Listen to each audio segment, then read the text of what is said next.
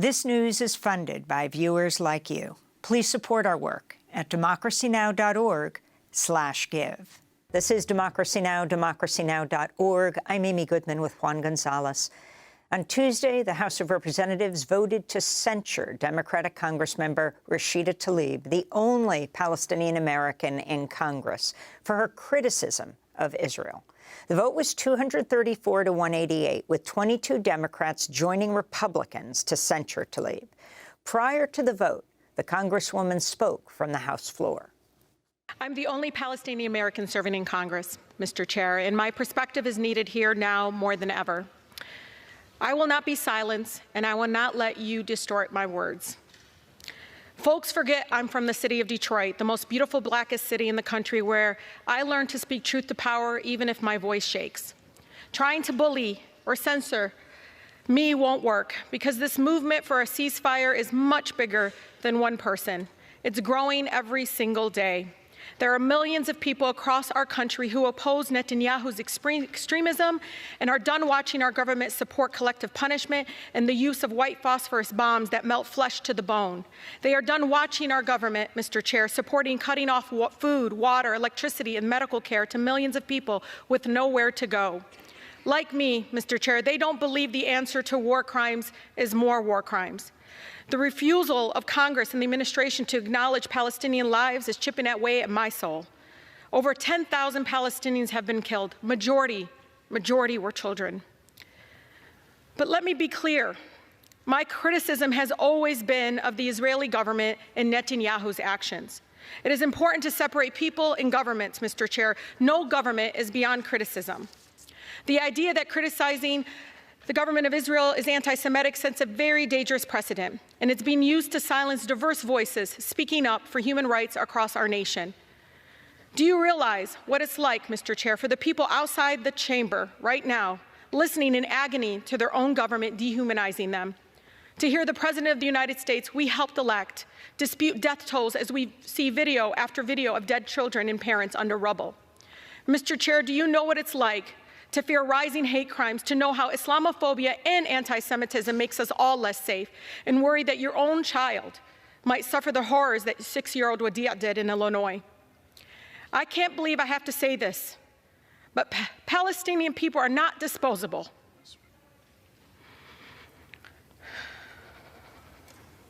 As Congressmember Rashida Tlaib composed herself, her sister Congresswoman Ilhan Omar put her hand on her shoulder, the only other Muslim woman in Congress. We are human beings,